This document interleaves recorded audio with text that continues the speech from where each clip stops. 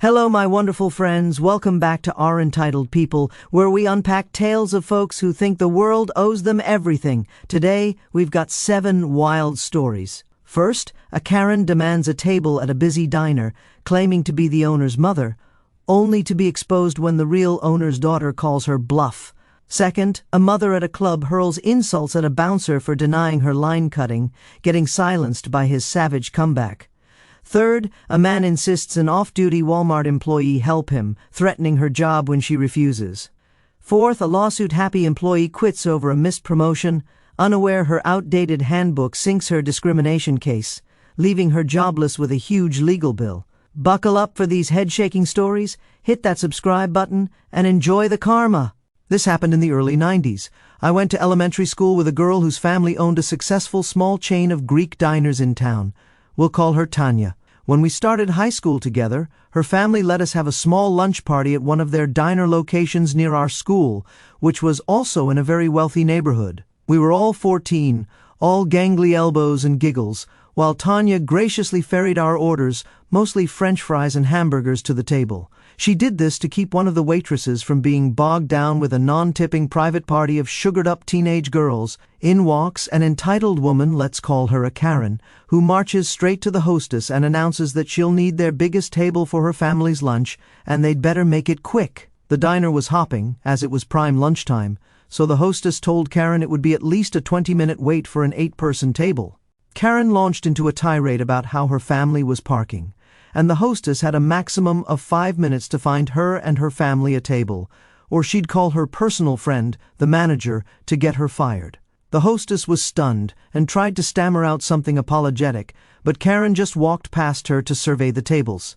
She literally walked around and asked people how much longer they were going to be eating. Then she spotted our little group in the back and immediately told the hostess to clear out those stupid kids and reset the table for her family. The hostess refused, telling Karen she'd have to wait like everyone else. Karen lost it, screaming about how she'd have everyone fired. The diner went dead silent and everybody was staring at her. At this point, Karen's family started filtering in behind her, looking confused. Probably feeling emboldened by having backup, Karen marched over to our table, snatched the basket of fries and drinks, and carried them to a nearby garbage can, yelling at us that we were done. Most of us just cringed away from her, looking confused. But Tanya, still carrying a basket of fries, got right in her face, telling her to go away and stop being rude. Karen was waiting for this and apparently chose to double down. She pulled out her ace card, asking, "Do you know who I am?" She claimed to be the owner's mother, right to Tanya's face, and told her she could kiss her little waitressing job goodbye. Tanya stared her down and, without looking away, yelled, "Hey Dad, Yaya's here to see you." Her dad popped his head out of the kitchen, looking alarmed, and said, "I hope not. She's been dead for 6 years." The look on Karen's face was priceless. They never did eat at the restaurant that day. Oh my goodness, guys, I would have paid money to see the look on Karen's face at that moment. I'll never understand why people think pretending to be related to the owner or knowing the manager will get them what they want. There are so many ways that could go wrong and backfire. If you haven't seen my playlist of stories where people pretend to know the owner when they don't, you have to check it out after this video. The stories are absolutely hilarious and super embarrassing. Next story. I dearly wish I could claim this was me or even a relative so I could say this degree of cleverness was in my genes, but it was not. This was a bouncer at a small-town club, and when he made his comment, there wasn't even the expected ooh or what anyone would expect, just a dead, echoing silence from about 40 onlookers. A mother and daughter pair were trying to get into the club late in the evening. The daughter was clearly young and actually very attractive in a nice, fashionable outfit. The mother, the Karen on the other hand, had shoehorned herself into hot pants and a tank top that would have been trashy on a supermodel. And my friends, she was no supermodel. She had badly dyed, stringy hair, cheap, bulky jewelry, spray-on orange skin, and all the trailer trimmings. I didn't hear how the exchange started, but clearly, these two were trying to cut ahead of the line. The bouncer, a massive, action figure-like black man with an oddly babyish face and the patience of a saint, had denied the effort. The daughter threw a few verbal jabs, but seemed only mildly irritated. The mother, however, lost her mind, shrieking racial slurs that would curl the ear hair of a plantation owner and every horrific name you can imagine, interspersed with the expected, "Do you know who I am? And get me the owner!" The bouncer just stood there, not reacting with anything but polite direction. Downright heroic after a few minutes of vile screeching. The daughter was now embarrassed and trying to pull her mother away. People were gathering to watch, and the whole thing had become a spectator sport. The bouncer kept politely saying, "You will need to go to the back of the line like anybody else, ma'am." By now, the woman wasn't even trying to argue the point. She was just squealing, revolting, repetitive insults. Then she screamed that he was an awful bouncer and would get fired that night. Then she made a huge mistake. She tried to slap the bouncer, and missed quite badly. At that point, the bouncer took a single step forward, and she fell back with a shriek. He said quite loudly, "Ma'am, at any point tonight have I ever told you how to mess around with a flabby old man in the alley for $5? Karen was baffled but said nothing, just sputtered. He continued, "No, ma'am, I've never said anything like that, not once, so don't you dare tell me how to do my job." There was dead silence from about 40 people in the street, not a sound. She yelled a couple more things and then scuttled away with her daughter dragging her by the arm. "It's been over a decade, but I still want to go find that bouncer and buy him a drink." Laughter. Oh my goodness, my friends, that was amazing. When OP said nobody made a peep after the bouncer's comment, I now believe it. What a crazy thing to say. I love this person's comment right here. Me, humanity cannot possibly get any more savage. Bouncer, hold my beer. And this person too, someone needs to get that man an award, a drink, and then another Karen for him to slay. I still can't get over what he said. I really can't. Some people are just so quick-witted like that. If that had been me, I would have thought of a comeback an hour later, and by that time, Karen would be long gone, and it wouldn't matter. Next story. Some backstory. I've been working at Walmart for 6 years, and the man in this story comes into shop at least twice every week. We spot each other there all the time, but have never actually spoken before this point. Yesterday I was off work and went to Walmart to do some grocery shopping. Sure, it stinks to be there while I'm not working, but I do get an employee discount. As I shop, it's not uncommon for people who shop there regularly to recognize me as an associate. However, they usually leave me alone because I'm clearly not working, as I'm not wearing my vest or Walmart hat. This time, though, the man spotted me shopping. He was in front of the toy department with his daughter, who I think was 6 or 7.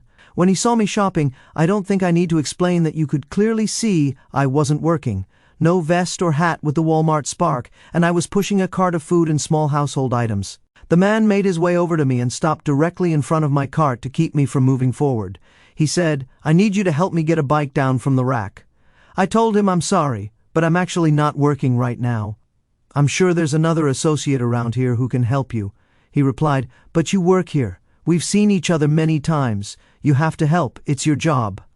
As I said, "I'm not working right now. I'm just here to shop." He then said, "Well, you shouldn't be here if you're not working. You're here, so do your job." Annoyed, I tried to turn my cart to get around the man. Even though I wasn't on the clock, I didn't want to say anything that could get me in trouble because I was still inside my workplace. He then said, "I need you to get a bike for my daughter. Are you seriously trying to walk off and not help us?"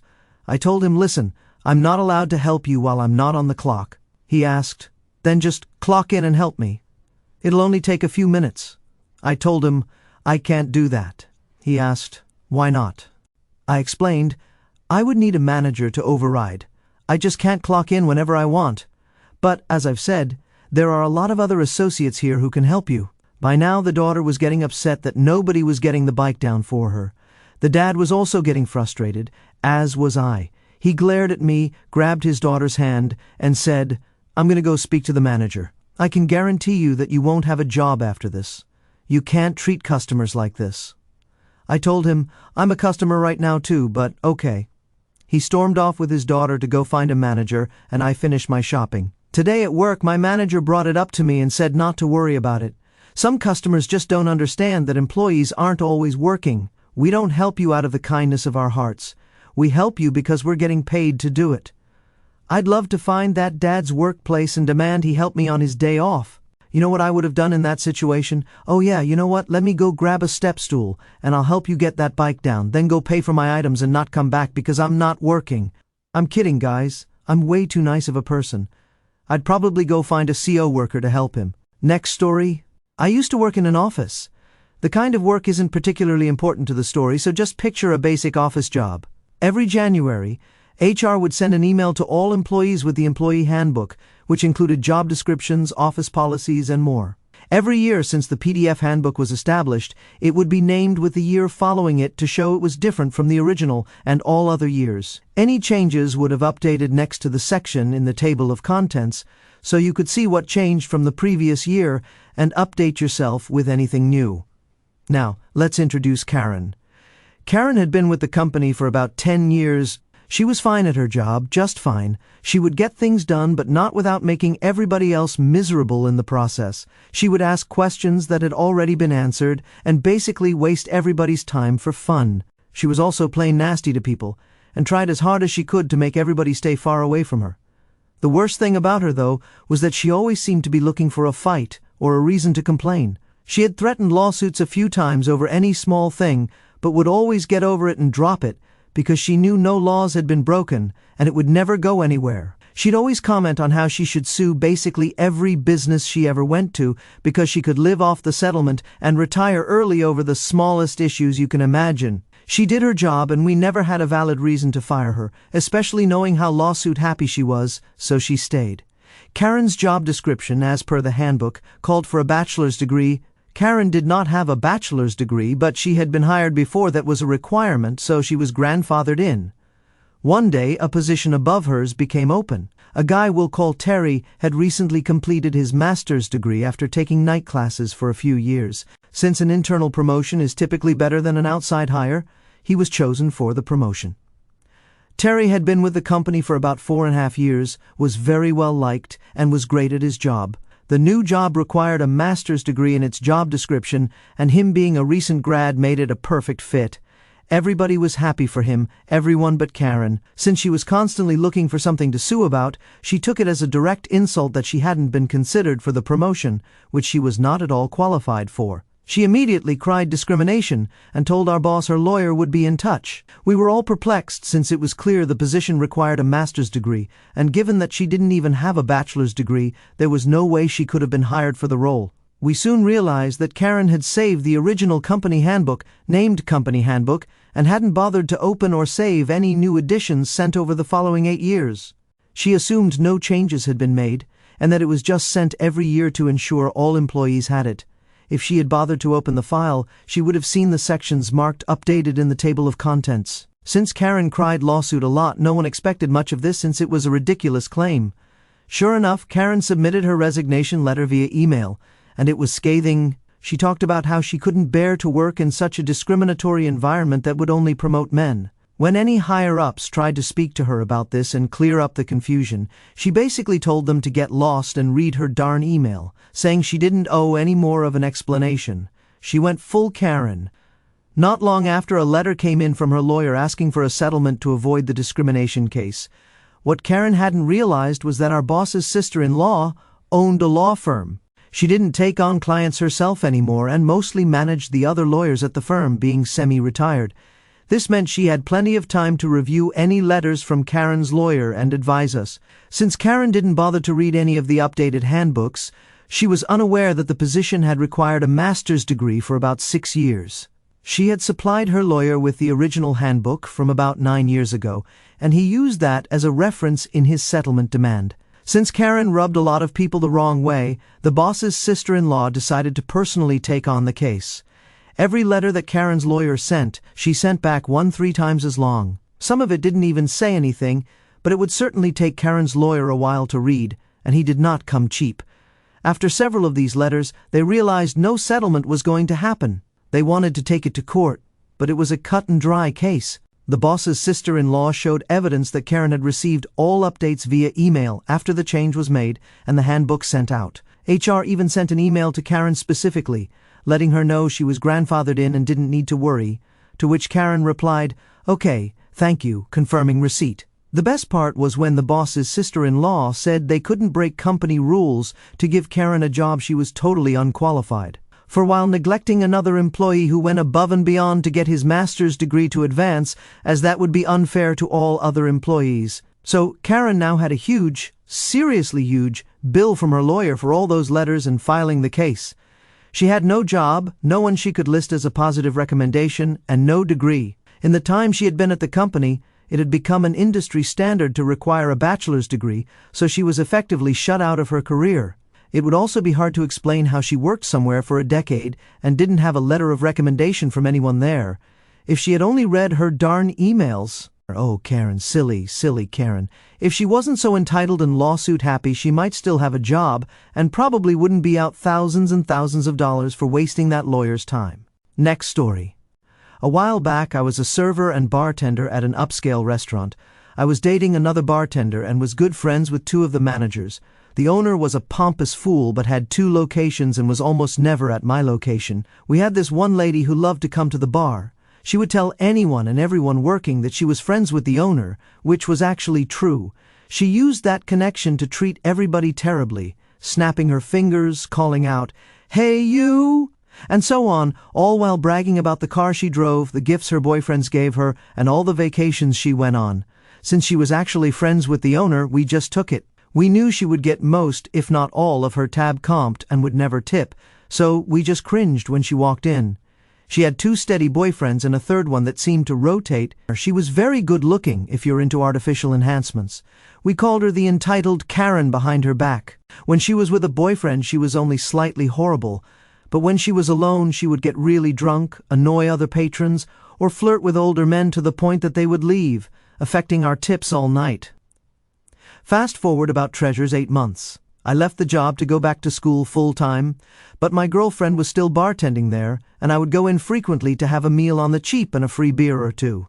One of those nights the lady showed up. She snapped at my girlfriend and said, "I need another Chardonnay, quick." My girlfriend, who was taking another customer's food order, said, "I'll be right there in a minute." The lady looked at me and said, You work here. Get me a drink." I was watching the game on TV and eating my dinner, so I ignored her. She got in my face and said, I was talking to you. Get me my drink." I responded, "Ma'am, I don't work here anymore." She insisted, "Yes, you do. I see you working here all the time. Get me my drink." "Don't you know who I am?" "I know the owner." I looked at my girlfriend and gave her a little smirk, as if to say, "May I?" She nodded back.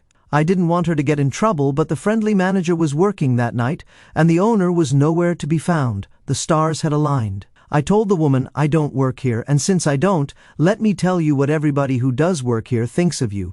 You are, without a doubt, the most obnoxious guest that walks through these doors. We call you the entitled Karen behind your back. You're a drunk, you're a gold digger, and you're fake from head to toe. We count down the minutes until you leave." I then turned to the boyfriend with her that night and said, "You know she has at least 2 other boyfriends, right?" Apparently no one had ever talked to her like that. Her jaw dropped and you could see the gears turning in her head. Knowing what I'd started, I sat back, took a long drink of my beer, and prepared to get chewed out. But before she could start, her boyfriend exploded, saying, "What?" Apparently, he didn't know about the other boyfriends. What I thought was going to be a rant directed at me turned completely around on her. He started yelling at her, and the restaurant went dead silent, listening to him shout about how she could be unfaithful after all he'd done for her. The cars, the condos, the gifts. He stormed out, and she ran after him. That was one of the sweetest beers of my life. The aftermath? Of course, she called the owner and complained about me, but he confirmed that I no longer worked there. My girlfriend got written up for allowing me to talk like that, but the lady never came back to that location. I was banned by the owner, but since he was rarely there, I still got to hang out with my girlfriend and my manager friend. That Karen definitely needed to be brought back down to earth. Knowing the owner gave her a strong sense of untouchable entitlement, and I'm glad I let her know what everybody else was thinking and shattered her relationship with one of her 3 boyfriends. Oh my goodness, that's wild! Next story. Some time ago, I had a job as a runner for a low-budget horror movie company. Part of my job was to go to the bank to make various deposits and withdrawals for both the company and the boss. I went to the bank almost every day, sometimes multiple times a day. The bank was in a really upscale neighborhood, so it wasn't uncommon to see high-end cars in the nearby lot where I parked. The parking lot wasn't free if you were just parking to walk around, but you could get validation if you went to specific businesses, like the bank a few buildings away. At this point, I had been at my job for about 3.5 years, which meant I had been to this lot easily about 1,000 times. I knew many of the workers in the area by name, including the parking lot attendants. We talked a lot, and oftentimes I could get away without validation, even on days I wasn't working. I was in my mid-20s and often wore shorts, flip-flops, and a merchandise shirt for my company. I should mention that I'm Hispanic with pretty dark skin. I normally wouldn't bother mentioning that because it doesn't matter, but I've been asked multiple times to park people's cars. They usually apologize and look embarrassed when I point out the guys in polo shirts and vests who actually work at the lot. So, I usually just roll my eyes and go about my day. Occasionally, I'll get someone rude who snaps their fingers at me, which I absolutely hate, or tosses their keys at me. On this day, I was in a fairly bad mood. My company was starting to do some shady things and was mistreating employees. On my way to the bank, I bought a strawberry smoothie for lunch, knowing I wouldn't make it back to the office to eat the food I brought. I pulled into the non-valet parking lot, chatted with the attendant while grabbing my ticket, and started walking toward the bank. I heard someone shouting, "Jose! Hey, Jose!" I ignored it because my name's not Jose. I walked past the lady shouting when I felt something hard smack me on the back of the head, knocking off my glasses.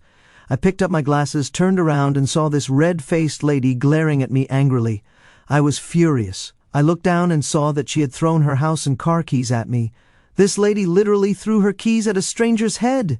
She was driving a very nice Escalade that looked fully loaded and regularly detailed. I picked up her keys and shouted, "What the heck, lady?" She shouted back. "Didn't you hear me calling you? It's your own fault for ignoring me. I'm late for my hair appointment, so park my darn car now." I was absolutely dumbfounded.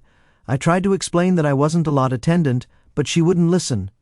Every time I opened my mouth, she called me something even more demeaning and racist, questioning my intelligence and threatening to get me fired. She started to walk away, so I decided she deserved nothing good from this situation. I took her keys and said, "Yes, ma'am," then hurried to the restaurant next door and shouted, "Hey, lady!" She turned around, fuming. As calmly as I could manage, I said, "I'm not a parking lot attendant." Then, I dropped her keys into my half-full smoothie and chucked it as hard as I could into the restaurant's dumpster. The look on her face when the cup exploded in pink chunks and her keys dropped into a smelly dumpster was absolutely priceless. I walked away, giving her a gesture of frustration as she ran back to the attendants. After I finished my bank business, I returned to the lot and saw her shouting at the lot security, pointing at me. The security guard, who I knew, asked me what happened. I told him she threw her keys at me, shouted insults, and refused to take them back when I tried to explain that I didn't work there. I also mentioned that I threw her keys in my smoothie and tossed them into the trash next door. He was holding back laughter when I finished. She tried to get him to call the police on me, but he explained that she willingly gave me her keys and refused to take them back, adding that she should have listened to what I was trying to tell her. She then demanded that one of the workers fish her keys out of the dumpster, but he pointed to a sign stating that the lot took no responsibility for lost or stolen property. He also told her that her Escalade was blocking traffic into the lot, and if she didn't move it within 15 minutes, he would call a tow truck. She didn't like that and let him know through a racist rant. He stood there quietly the whole time, and when she finished, he looked at his watch and said, "You have 7 minutes, ma'am. Wouldn't you know it?" She angrily trudged off toward the dumpster. We had a good laugh about it, but he told me not to do it again. As I pulled out of the lot, I got a nice view of her in the dumpster, furiously throwing things everywhere. I honked and waved as I passed and went about my day with a big smile on my face. The next day, one of the lot workers told me they ended up towing her Escalade. I guess she couldn't find her keys. Oh well, I hope her hairdresser didn't mind her smelling like garbage. I'm not sure about the legality of it all or if I would have been in trouble if the police had been called. She just caught me on a bad day and I don't feel the least bit sorry for what I did. The moral of the story? Don't just give your keys to anybody like a fool. I absolutely love how this person got revenge on that lady. Her car getting towed and the possibility of her key fob being ruined by the smoothie brings a huge smile to my face. Come on, she totally deserved it, shouting racial slurs at a random person and throwing her keys at their head after they said they didn't work there. The entitlement was incredibly strong with this one. The only thing I was kind of sad about was that they had to waste half of their strawberry smoothie, but I guess it was totally worth it. It really, really was. Next story. My annoying neighbor who loves parking in my driveway did it again this winter. He apparently didn't learn his lesson. We had several snowstorms this winter, and there were advisories not to park on the street for plowing purposes. Of course, that guy still doesn't want to pay $270 for a parking pass where he lives. My parents were visiting, so all our cars were in my driveway. We were having dinner when, in the middle of the night, he didn't call or ring the doorbell. He banged crazily on the door, scaring all of us and interrupting our family dinner. I asked what his problem was, and he said, "I can't park on the street. Let me park in your driveway." Excuse me? There was no "may I" or "please." I politely said, "No, you can't, especially since my driveway is full." It was my driveway, and I wasn't going to move my parents' cars or mine just for him. He left and went around demanding to park in other neighbors' driveways. They too know what a nuisance he is and are fed up with him, so they said no. He came back later, after I heard him cursing up and down the block, knocked again, and I told him he could park here if he gave me $60. He started cursing and walked away. I didn't care. I finished dinner with my family. The next day, when the advisory was in effect, my parents and I took my dad's car to get groceries, only to come back and find that the guy had parked in my driveway again. Okay, now he wanted to play. I tried calling a tow truck, but with the snowstorm, I wasn't going to wait hours. I didn't ring his doorbell because I knew he'd pretend not to be home. While having some warm cider in my living room, I saw him leave with a friend, riding in his friend's car and leaving his own in my driveway. A light bulb went off. My driveway is mostly flat, so my dad and I jacked up the rear end of his car and pivoted it out of the way. There was barely enough room to wiggle my dad's car back into the driveway. Since he was still gone, I took the jack back under his car and lifted it right on his catalytic converter, bending it and leaving a slight opening in the exhaust system. I also left a scratch at the base of his door. Good luck with the rust later. It was freezing out, and I had brought my garden hose inside for the winter, but I hooked it up to my basement sink, set it to mist, and thoroughly sprayed his car with water, giving it a decent coating of ice over the door handles, windshield, and windows. The snow got heavy, and we hadn't noticed him return yet. We got an idea. Though the snow had stopped a bit, we began shoveling and packed mounds of snow around his car, making it inaccessible. He returned and asked what happened to his car. I asked why he parked where people would shovel snow into piles. He knew full well he'd parked there, but it was fun watching him spend an entire day trying to melt the ice and free his car. He said he was going to call the police, so I told him to go ahead, but he didn't. Probably because he knew he'd get fined and I could charge him with trespassing. He also thought it was a good idea to try melting the ice with hot water, and he cracked his windshield. Have fun with that, plus the rust and an exhaust leak. Try it again, play foolish games, win foolish prizes. Seriously, how entitled do you have to be to take up a parking spot in someone else's driveway just because you don't want to pay for a parking pass where you live? I can't believe he waited until my parents were gone and then took their spot like it was okay. I do love the thought process of some entitled people, how they think they can do things and never be in the wrong. He definitely deserved the snow and ice all over his car, but the scratches and damaging his exhaust? I don't know, friends. I personally think that's a bit too far. What do you think? Did he deserve it or not? I found these stories about entitled Karens both infuriating and satisfying, showcasing how arrogance often leads to well-deserved comeuppances. In the first story, Tanya's quick wit at the diner was pure gold. Calling out the woman's lie about being the owner's mother was a perfect shutdown. I laughed imagining Karen's face when Tanya's dad casually mentioned his mother had been dead for years. It's baffling how people think such bold lies will work, and the public humiliation was a fitting consequence. The bouncer's story had me in awe of his composure and razor-sharp comeback. Facing such vile behavior and still delivering a line that silenced a crowd of 40? Iconic. I agree with the commenter who said he deserves an award. His restraint and cleverness were next level. It's satisfying to see someone so entitled get verbally dismantled without the bouncer losing his cool. The Walmart tale hit a nerve. I felt for the employee, clearly off duty, yet pressured to work. The customer's insistence that they clock in was absurd, entitlement at its peak. I appreciated the manager's understanding, reinforcing that employees aren't obligated to help when off the clock. It's a reminder of how some customers see workers as tools, not people. Karen's lawsuit threats in the office story were infuriating but predictable. Her refusal to read updated handbooks led to her downfall, and I couldn't help but smirk at her lawyer's massive bill. It's a cautionary tale about hubris. She assumed she was untouchable, but her laziness and attitude cost her everything. The restaurant Karen's exposure was deliciously chaotic. I loved how the ex-employee seized the moment to call out her awful behavior, sparking a public unraveling. The boyfriend's reaction was the cherry on top. Her entitlement ruined her own game. The parking lot story was intense. The woman's racist outburst and key throwing were outrageous, and while tossing her keys in a smoothie was petty, I can't blame the runner for snapping. The visual of her digging through a dumpster is pure poetic justice, though I hope she learned something. Finally, the neighbor parking in the driveway pushed my buttons. His audacity to demand space without asking was maddening, but damaging his car felt like crossing a line.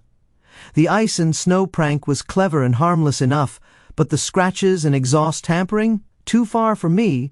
Petty revenge shouldn't risk serious property damage. And that brings us to the end of another Entitled People episode. If you missed the last episode, go check it out. I'll see you in the next one.